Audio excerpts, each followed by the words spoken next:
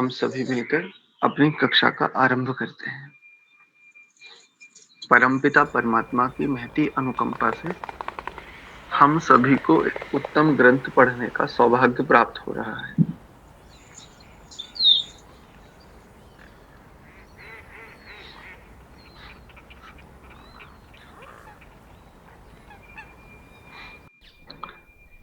मंत्र पाठ करेंगे।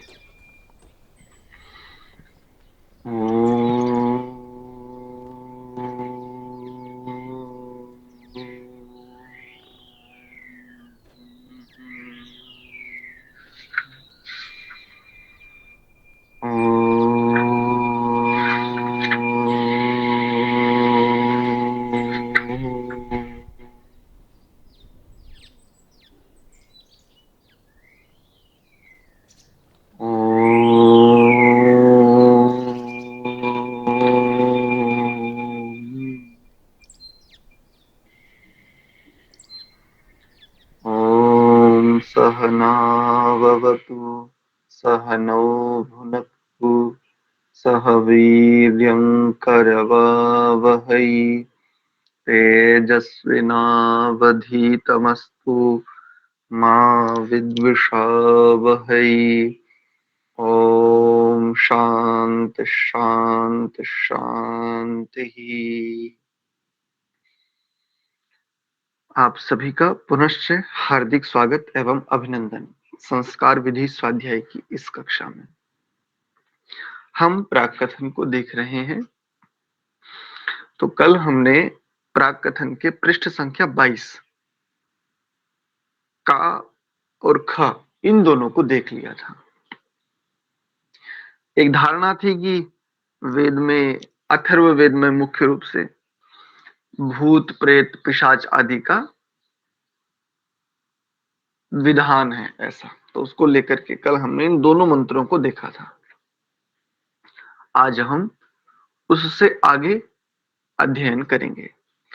मंत्रोक्त सभी पदार्थों में कीट विशेषों का ही वर्णन स्पष्ट होता है, भूत आदि का नहीं। महर्षि दयानंद ने ऐसी आवश्यक तथा वैज्ञानिक संस्कार की क्रियाओं को कहीं भी नहीं छोड़ा है। उसको न समझने से ही अज्ञानियों को भ्रांतियां होती रहती हैं। यहां तक हमने कल देखा था।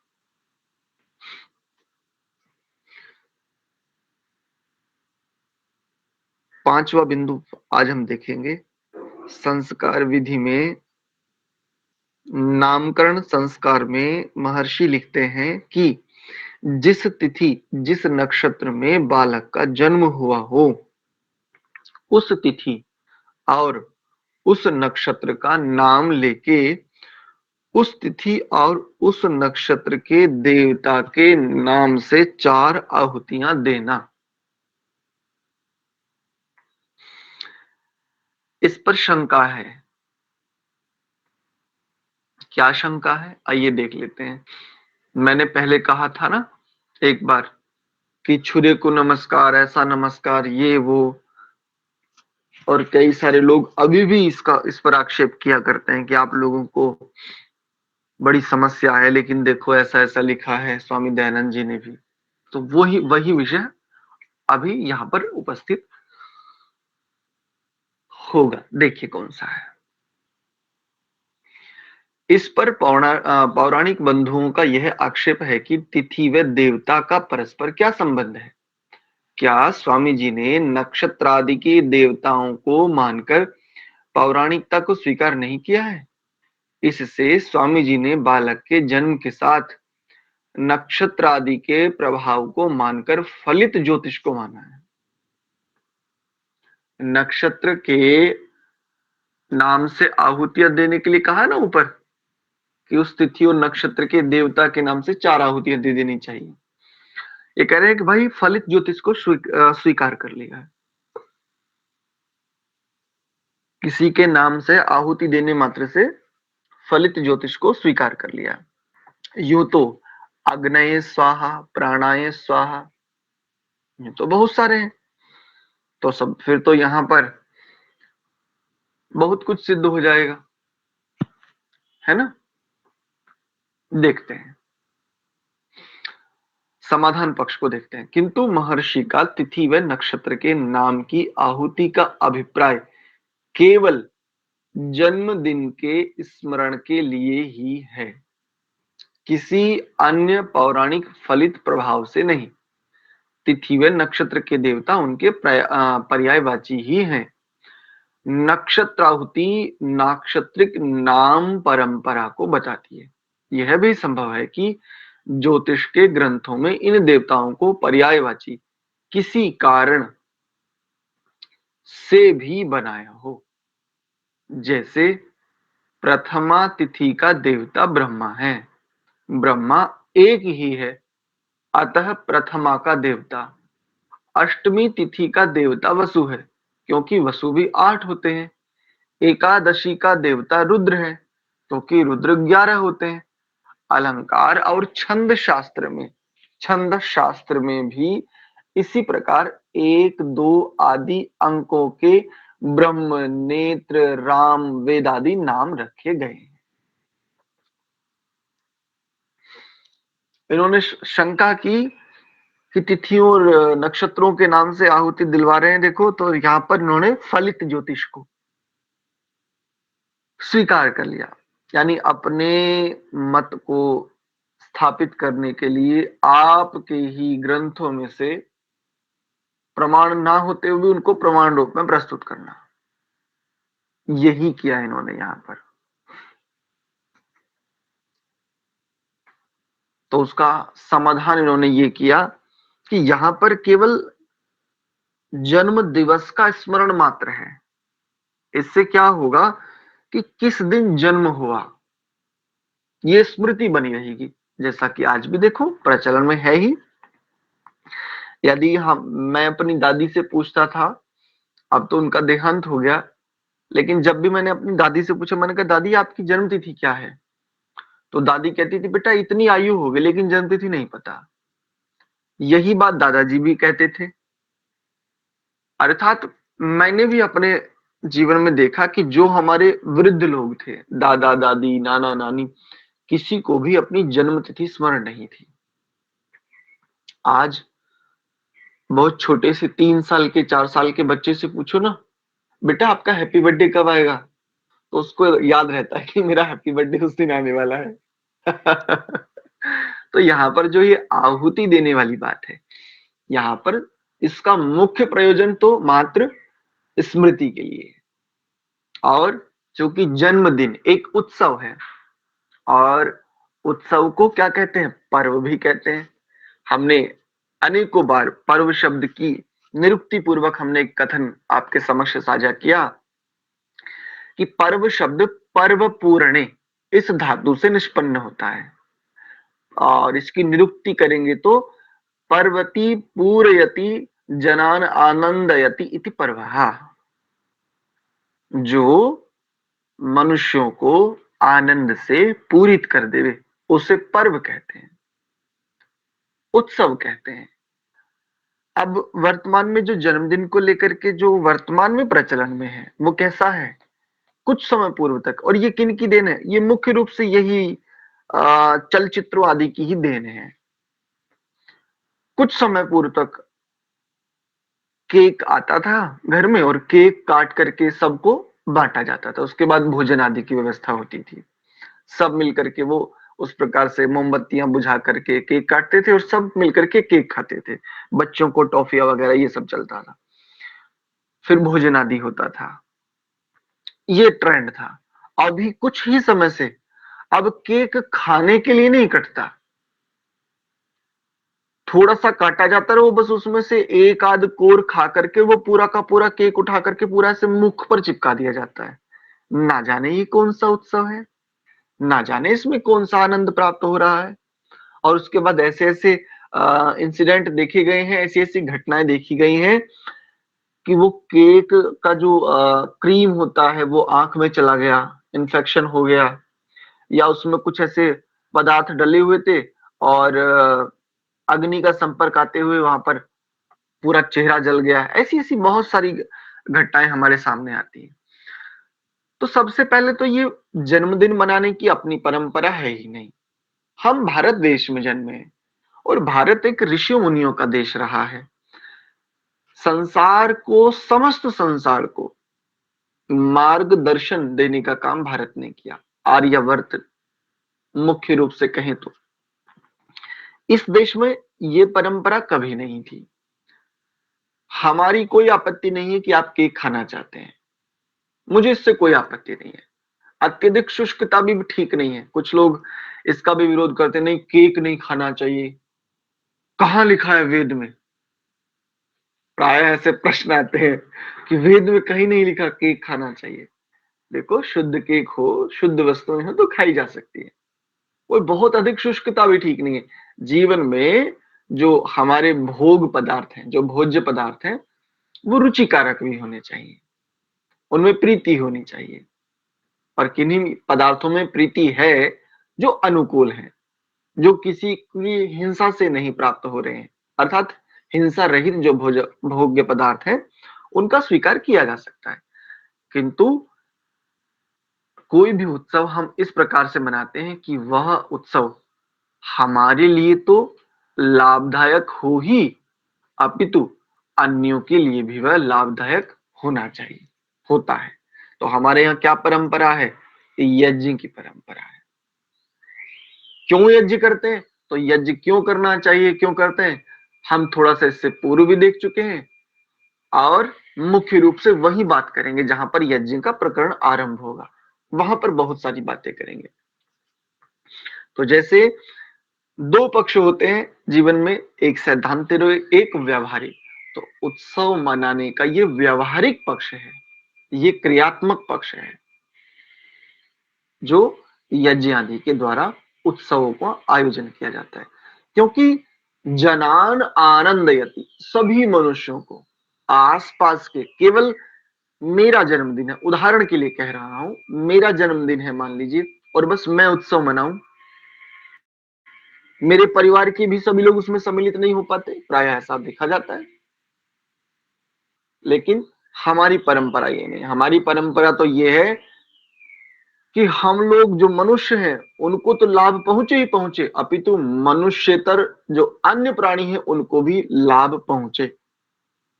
और इस दिन क्या करना चाहिए? बालकों में ऐसे संस्कार डालने चाहिए, जैसा कि हमारी देवी जी एक बात कहा करती हैं कि बच्चों को धन दिया जाता है, और प्रायः अधिकांश लोग औपचारिकता वशात कहते हैं नहीं नहीं, अरे इसकी क्या आवश्यकता, नहीं बेटा वापस करो, धन नहीं लेते, ऐसे नहीं लेना चाहिए बेटा, ये गलत बात है। इनका इसमें एक बड़ा उत्तम चिंतन है। ये कहती है धन ले लेना चाहिए, और उस धन को एकत्रित करवा लीजिए उन्हीं बच्चों से, किसी गुल्लक में या किसी भी ऐसे पात्र में, और जब उनका जन्मदिन आवे तो किसी गुरुकुल में उन्हीं के हाथ से, उन्हीं को ले जा करके वहां पर उसको दान रूप में उसी बच्चे के हाथ से दिलवाइए।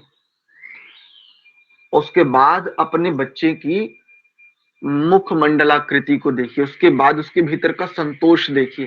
प्रथम बार उसको संकोच हो सकता है, बताओ इतनी मेहनत से मैंने पैसे जोड़े थे, लेकिन इन्होंने तो वहां दिलवा दिए। लेकिन अपने बच्चे को उत्साहित कीजिए, उसका मनोबल बढ़ाइए, और फिर वह धन, जो लोग गुरुकुल आदि से नहीं भी जुड़े हैं, जो वेद के प्रति श्रद्धा नहीं भी रखते, जानना ही नहीं चाहते, हम खूब प्रयास करते हैं कि कम से कम अरे कुछ तो जान लो, ठीक ठीक, जो नहीं भी जानना चाहते, ऐसे लोग भी जो हमारी पुत्रियों, हमारे पुत्रों को थोड़ा धन दे जाते हैं, उनका धन भी देखो वेद को बढ़ाने वाले कार्यों में पहुंच गया ना थोड़ा सा।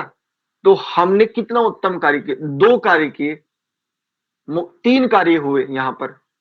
देखो कौन कौन से? एक तो हमारे बालक में शुद्ध संस्कारों का हमने आह्वान कर दिया, आधान कर दिया। दूसरा क्या? हमने भी एक पुण्य कर्म कमा लिया, बहुत उत्तम। और पुण्य कर्म भी कैसा? निष्काम पुण्य कर्म।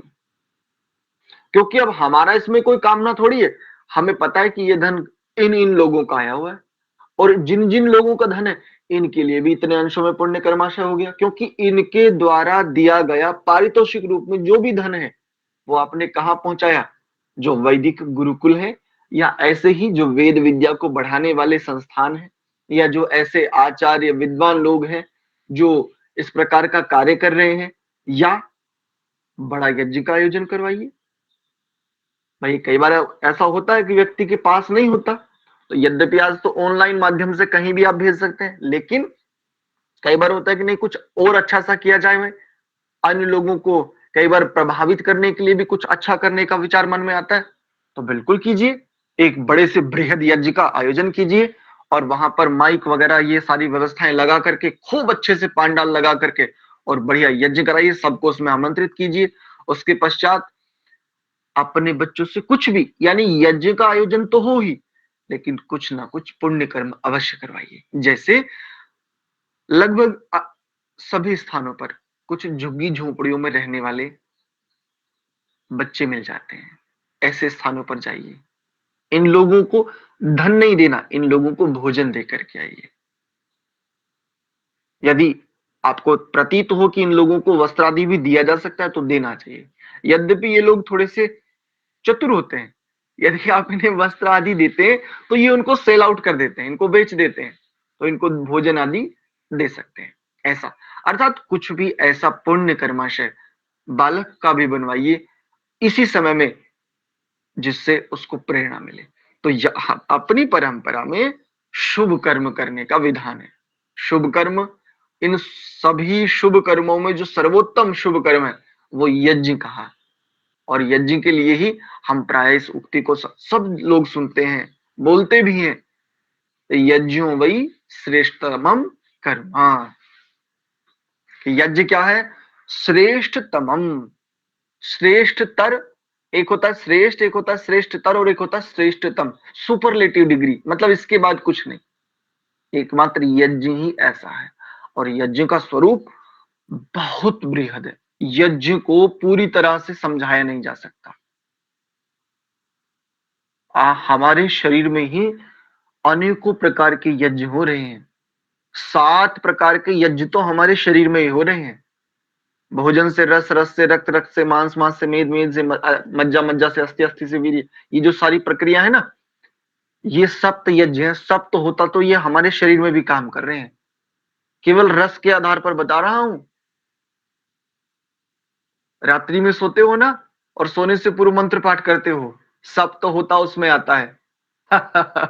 तो सप्त होता अपने देह में भी काम कर रहे हैं, जिसको आप सप्त धातु के नाम से जानते हो, इत्यादि। तो यहाँ नक्षत्र आदि के नाम से जो आहुतियों का विधान है, वो एक तो शुभ कर्म है, अभिप्राय उसका तात्पर्य, और दूसरा क्या है? स्मृति, जिस दिन जन्म हुआ है वो स्मृति बनी रहे इस रूप में। और एक और इन्होंने बड़ी विशेष बात कही कि जैसे प्रथमा तिथि का देवता ब्रह्मा है। अब ब्रह्मा कौन है? तो ब्रह्मा एक है। अभी हमने ऊपर देखा था, आगे भी हम देखेंगे, बिंदु रामांक चंद्रेब्दे माघ मासे सिते दले, ऐसा हमने पढ़ा था ना। आगे भी देखेंगे हम, आगे भी आएगा। तो छंद शास्त्र और अलंकार अर्थ में इस प्रकार के प्रयोग मिलते हैं। जैसे अष्टमी तिथि का देवता किसको कहते हैं? वसु होता है अष्टमी तिथि का देवता। और वसु कितने होते हैं? 8 होते हैं। इस प्रकार से तो इसको लाक्षणिक या अलंकारिक प्रयोग कह सकते हैं। जैसे एकादशी का देवता रुद्र है। अब रुद्र कितने होते हैं? तो 11 होते हैं, 10 प्राण और 1 आत्मा, इनको रुद्र कहते हैं।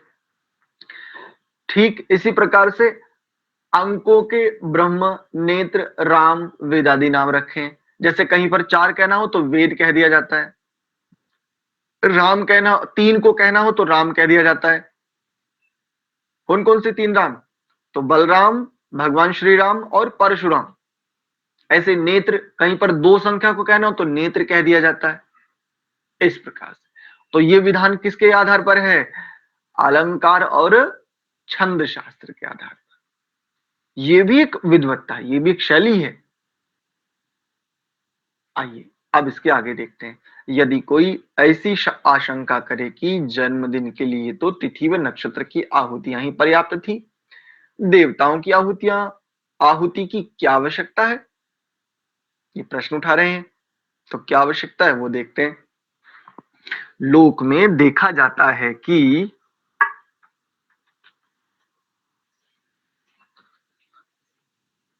दो बार भिन्न रूप में उसी एक बात को कहने से वह बात अच्छी तरह स्मरण रह जाती है। वैसे ही यहां भी जानना चाहिए। यह प्राचीन शास्त्रीय शैली है। देवताओं की आहुति की क्या आवश्यकता है? तिथि व नक्षत्र की आहुति पर्याप्त थी। ऐसा इन्होंने कहा। भाई तिथि जो है, हम संकल्प पाठ में भी पढ़ते हैं ना प्रायः, कि ये तिथि है और इस तिथि का और यह नक्षत्र है। आज इस तिथि और इस नक्षत्र में हम अमुक कर्म कर रहे हैं। तो जन्मदिन के अवसर पर एक विशेष बात देखो यहाँ पर क्या है। जो जन्मदिन के अवसर पर सामान्य यज्ञ कर लेते हैं और फिर विशेष यज्ञ, जिसको बृहद यज्ञ भी कहते हैं, ये कर लेते हैं। मुख्य बात ध्यान रखिए, कई सारे मंत्रों से भी विद्वान लोग आहुतियां कराते हैं। उपप्रियम पनिप्नतम युवानम आहुतिम वृद्धम इत्यादि, ऐसे अनेकों सारे मंत्र। किंतु यहाँ पर देखो ऋषि ने क्या विधान दिया, इसको भी हमें स्वीकार करना चाहिए। मंत्र विनियोग ये मीमांसा का विषय है। यद्यपि कुछ विद्वान इसका विनियोग करते भी हैं, हमें उससे भी कोई बहुत अधिक आपत्ति नहीं है। किंतु जो ऋषि ने विधान किया उसको मत छोड़िए आप। अपनी इच्छा से यद्यपि नहीं करना चाहिए, किंतु फिर भी यदि किसी ने मीमांसा आदि का अध्ययन किया है और उसके आधार पर मंत्रों का विनियोग यदि किसी कर्म के हेतु कर रहे हैं, तो ठीक है, उतने अंशों में वो स्वीकार किया जा सकता है। बस वो केवल विद्वत्ता प्रकट करने के लिए ना हो, वो वास्तव में वहां पर उस उत्सव में और प्रीति आदि बढ़ाने हेतु, उत्साहवर्धन करने हेतु होना चाहिए। तो उसमें कोई आपत्ति नहीं। ये कैसी है? प्राचीन शास्त्रीय शैली है। क्या है? देवताओं की तिथि के नाम से आहुति दे दीजिए, नक्षत्र के नाम से आहुति दे दीजिए, और तिथि का देवता इसके नाम से भी आहुतियां देनी चाहिए।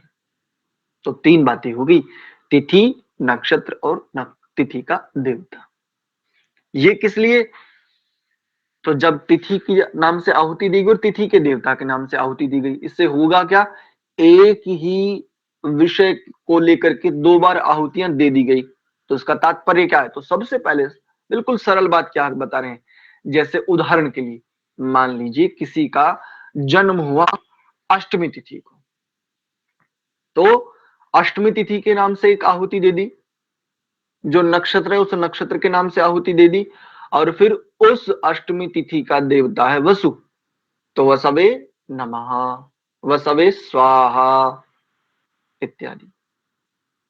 और ये कैसी है? ये प्राचीन शास्त्रीय शैली है। ये श्रौत यज्ञों आदि में जो वहां पर ये विधान है इस रूप में।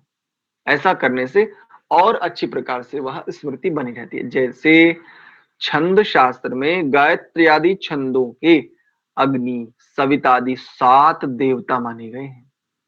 और यह भी लिखा है देवतादि तश्च, छंद शास्त्र के 362 संदेहास्पद छंदों का निर्णय देवता आदि से करें। छंद जानने के लिए महर्षि दयानंद ने वेद भाष्य में छंदों के नाम के साथ साथ षड्जादि स्वर भी लिखे हैं, जिससे संशयास्पद छंद का निर्णय हो सके। इस प्रकार जैसे छंद शास्त्र में प्राचीन आचार्यों ने छंदो ज्ञान के लिए देवता, वर्ण, गोत्र आदि लिखे, वैसे ही नामकरण में जन्मदिन के स्मरणार्थ तिथि व नक्षत्र के साथ उनके देवता भी लिखे। इसलिए ऋषि ने विधान किया कि तिथि, नक्षत्र और तिथि के देवता आदि से आहुतियां देनी चाहिए यज्ञ में।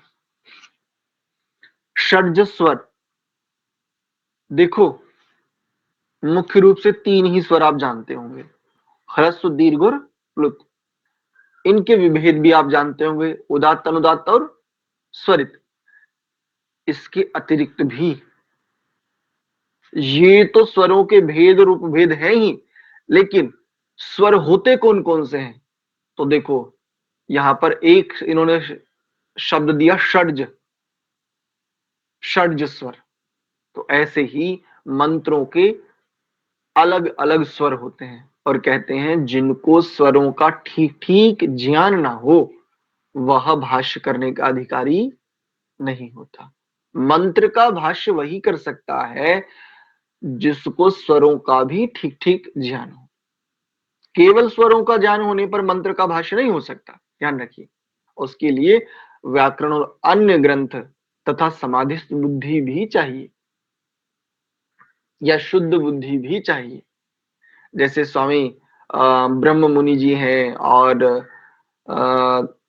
पिछले ही दिनों ऐसे कई सारे सन्यासी हुए, विद्वान हुए, स्वामी दर्शनानंद सरस्वती करके, और ऐसे ऐसे कई विद्वान हुए जिन्होंने वेद पर, दर्शनों पर अपनी लेखनी चलाई और आज पूरे आर्य जगत में ही नहीं अपितु अन्य संस्थानों पर भी इनके किए भाष्य प्रामाणिक माने जाते हैं। यद्यपि सब एक मत स्वीकार करते हैं कि ऋषि कोई ऋषि भाष्य नहीं है, किंतु फिर भी एक सामान्य विद्वान ऐसा भाष्य नहीं कर सकता जैसा इन्होंने अपने जीवन काल में किया है उस रूप में। तो छंद शास्त्रों में प्राचीन आचार्यों ने छंद ज्ञान के लिए देवता, वर्ण, गोत्र आदि लिखे हैं। वैसे ही नामकरण में भी किस तिथि में हुआ है, कौन सा नक्षत्र था और उस तिथि का देवता कौन सा था। जैसे इसका लाभ क्या होता है, तो देखो भगवान श्री राम का जन्म कब हुआ था, लाखों वर्ष पूर्व, लेकिन आज भी हम बता सकते हैं ना, आज भी हम पूरी सटीकता से कह सकते हैं ये तिथि थी, ये नक्षत्र था, ये देवता था और इस राशि में ये था, इस राशि में ये था। ये लाभ होता है इसका, अर्थात ठीक ठीक ज्योतिषीय गणना, एकदम एग्जैक्ट कैलकुलेशन, ये लाभ होता है। ठीक है, तो आज के विषय को हम इतना ही रखते हैं। कल हम निष्क्रमण संस्कार, जहां पर छुरे को नमस्कार और ये सब बातें आएंगी, कल हम इसको देखेंगे। तो आज हमने 5वां अनुच्छेद इसका देखा, जहां से ये सिद्ध करने का प्रयास किया गया कि भाई देखो यहां भी फलित ज्योतिष को मान लिया है। यदि यहां तक जो हमने आज विषय देखा या इससे पूर्व विषय देखा, यहां तक किन्हीं का कोई प्रश्न है तो आप अपने प्रश्न को पूछ सकते हैं।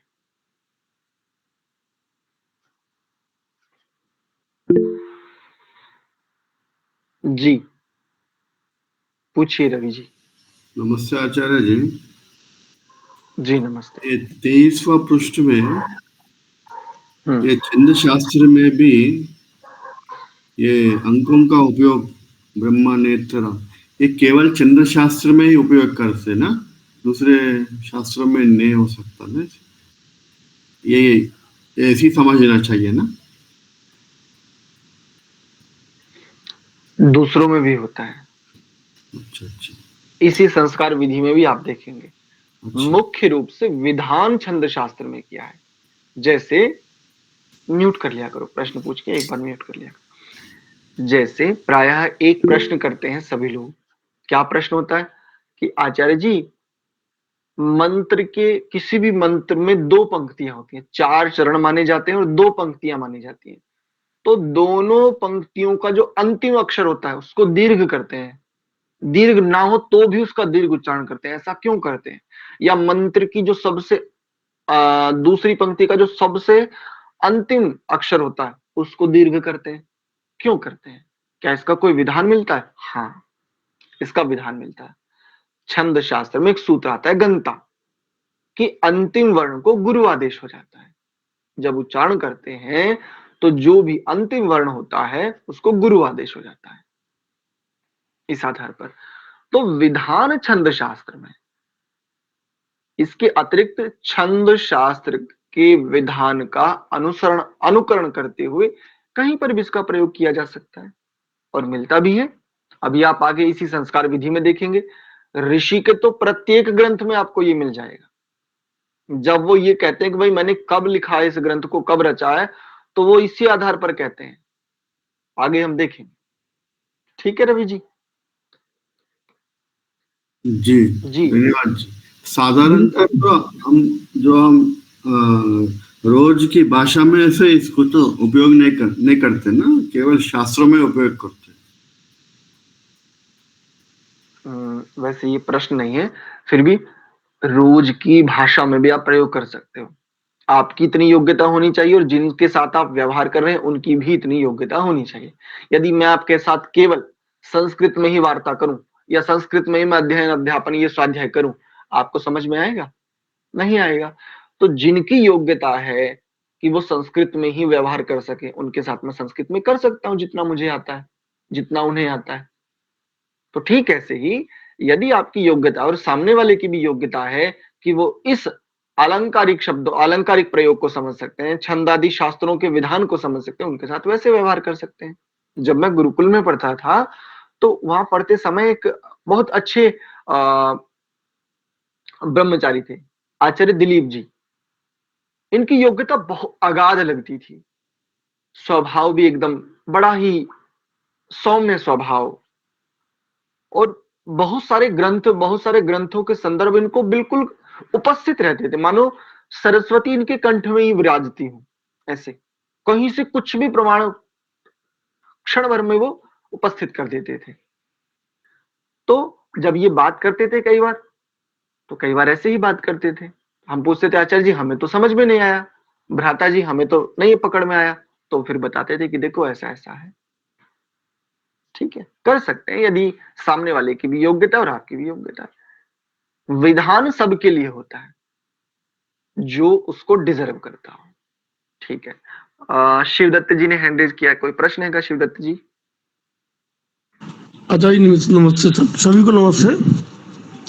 जी आचार्य जी एक नमस्ते। प्रश्न आता है, जैसे पौराणिक लोग बोलते हैं कि बच्चा इस नक्षत्र में जन्म हुआ, फिर ये बच्चा मंगली है या आंशिक मंगली है, ये क्या है? ये मेरे मतलब कई साल से ये प्रश्न है। मंगली मतलब बच्चा मंगली है और उस बच्चे की शादी मंगली ही बिटिया से या मंगली बेटा से ही होगी। ठीक है, ये मतलब कोई लॉजिक वाला हमारे तो लगता नहीं है। बताता हूँ लॉजिक, बताता हूँ लॉजिक क्या है। जी देखो, प्रश्न करके म्यूट कर लीजिए। लॉजिक ये है, मंगलम भवतु, कल्याणम भवतु, कल्याणमस्तु, मंगलमस्तु, सौभाग्यमस्तु। विद्वानों के द्वारा ये आशीर्वाद दिया जाता है ना। दो प्रकार होते हैं, मूर्खों को या जो बुद्धिमान भी, जो विद्वान भी, जो जानने वाले भी यदि मूर्खता जैसा व्यवहार करें, इनसे निपटने की दो शैलियां होती हैं।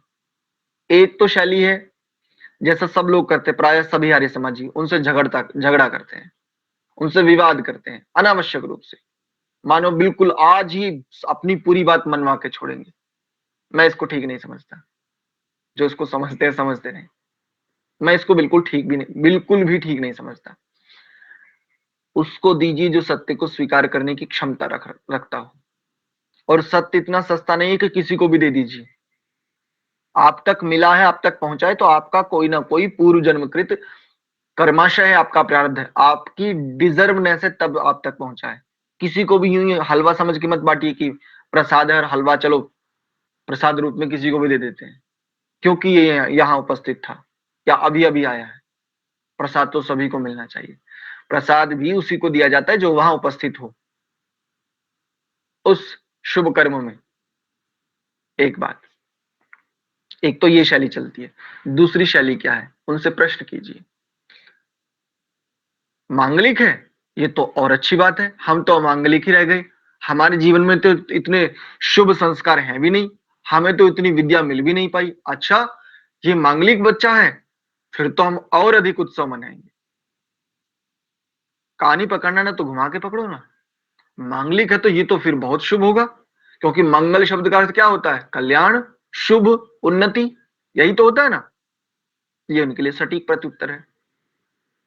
अब मांगलिक कहने से जो वो सिद्ध करना चाहते थे, बहुत अच्छा है, ऐसा बनेगा, इसकी कुंडली में ये गुण है, सब लोगों का मन मोह लेगा, ये विद्या के योग है, यहां तक उनका प्रयोजन सिद्ध नहीं होता जब तक वे दो टेक्निक ना अपनाएं। एक टेक्निक लेकिन, अब लेकिन कहते ही सब लोगों के चेहरे फीके पड़ जाते हैं। इसकी कुंडली में राहु और का केतु का दोष है और इतने वर्ष पर मृत्यु का योग है, बस ये अभिप्राय है एक तो। और जब मांगलिक कह दिया जाता है तो इसका क्या अभिप्राय है कि जिसको भी मांगलिक कह दिया जाएगा, जिस लड़की को और जिस लड़के को, जिन संतानों को भी मांगलिक कह दिया जाएगा, इनके भी विवाह आदि होते हैं और यही लोग करवाते हैं। लेकिन कब करवाते हैं?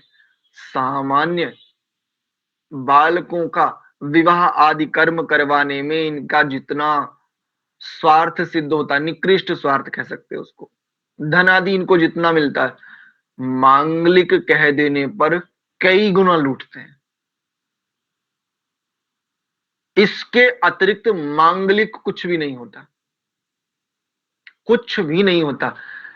कमाल की बात है, बड़े तत्वदर्शी हो, परमात्मा हो गए हो, किसी आत्मा के अवतरण मात्र से आपको ये बोध हो गया, समाधिस्थ लगते हो। फिर तो कैसे जाना भाई?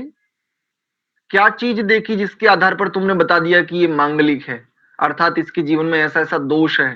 कौन सी गणना है, किस आधार पर गणना है, बताओ तो तनिक। उनसे पूछो। सूक्ष्म शरीर को देख लिया है या अंतःकरण चतुष्टय को देख लिया है? किसको देख लिया भैया? प्रश्न करो। अब जैसे प्रश्न करोगे तो वो समझ जाएंगे, अच्छा यहां अपनी दाल नहीं गलने वाली। तो या तो वो भागेंगे छोड़ करके या मौन हो जाएंगे। मैं कई बार ऐसे सामना हुआ, विवाह संस्कार कराने गए, अब हमें भी बुला लिया क्योंकि परिवार के जन वेदादि विद्या से संबंध रखते थे। हमें भी बुला लिया कि आचार्य जी विवाह संस्कार आप ही को कराना है, और वर पक्ष वाले अपने भी पंडित जी ले आए। अब दो पंडित एक स्थान पर बैठे और किसी एक ही कर्म के लिए, तो ये बड़ी समस्या होती है, यहाँ पर समायोजन करना बड़ा कठिन होता है। तो ऐसे कई सारे इंसिडेंट्स, ऐसी कई सारी घटनाएं हमारे साथ घटी। तो अब उन्होंने पहले ही पूछा नमस्ते आदि के उपरांत, आप कहाँ से हैं जी, क्या अध्ययन करते हैं, कहाँ रहते हैं, बता दिया भाई ऐसे ऐसे हैं और ये है, ठीक है। तो अब वो हमसे भले ही कितनी बड़ी आयु वाले हैं, लेकिन वो भी जानते हैं, क्योंकि योग्यता आदि व्यवहार से पता चल ही जाता है कि क्या स्थिति है। तो वो संबोधन देते थे, आचार्य जी तो कैसे कैसे करना है। ऐसा संबोधन होता था प्राय। मैंने कहा ठीक है, आप जैसे चाहें। आचार्य जी कोई हस्तक्षेप? नहीं नहीं, कोई हस्तक्षेप नहीं, जैसे सब लोगों की प्रसन्नता हो वैसे कर लेते हैं। यदि सब लोगों की प्रसन्नता ये है कि वैदिक रीति से हो तो वैदिक रीति से कर लेते हैं। यदि सब लोगों की प्रसन्नता इसमें है कि आप अपने अनुसार करें तो मुझे इसमें आपत्ति नहीं है, क्योंकि विवाह एक उत्सव है, दो जीवनों का एक गृह में प्रवेश हो रहा है, इसमें विघ्न ठीक नहीं है। प्रसन्नता होनी चाहिए, प्रसन्नता के स्थान पर यदि अप्रसन्नता आ जाए तो ये ठीक नहीं है। और कई बार उन्होंने कहा कि जांचने के लिए कि क्या योग्यता है, तो जैसे कहा कि गणेश पूजा करवाइए। आचार्य जी आप गणेश पूजा करवाइए। मैंने कहा हम सारी पूजाएं तभी करवाएंगे जब संस्कार पर बुलाएंगे। तो क्या आप आचार्य जी आप गणेश वंदना नहीं करेंगे, आप गणेश पूजन नहीं करवाएंगे? मैंने कहा नहीं, बिल्कुल करवाएंगे और बहुत अच्छे से करवाएंगे, वेद मंत्रों के साथ करवाएंगे। बोले नहीं नहीं, फिर तो आप ठीक से नहीं है, और वो इधर उधर। मैंने कहा ठीक है आप करवाइए।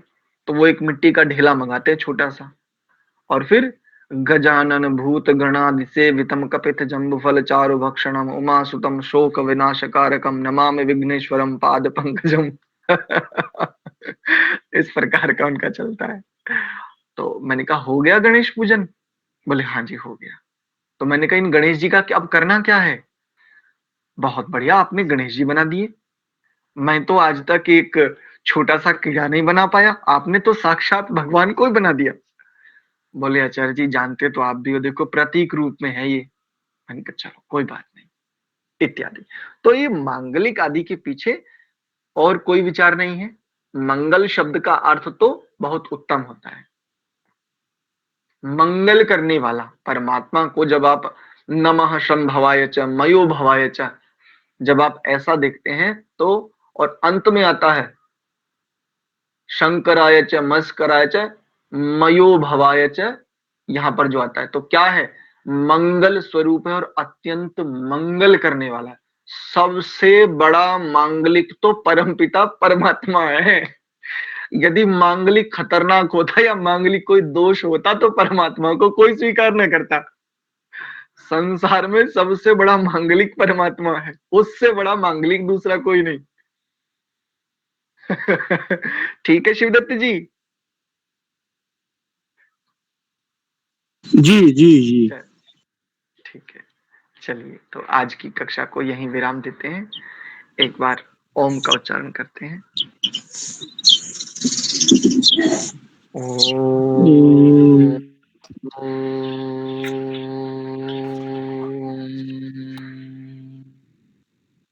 शांत शांत शांत। आप सभी को बहुत बहुत धन्यवाद, सादर प्रणाम। सर्वेभ्यो नमः। ओम नमः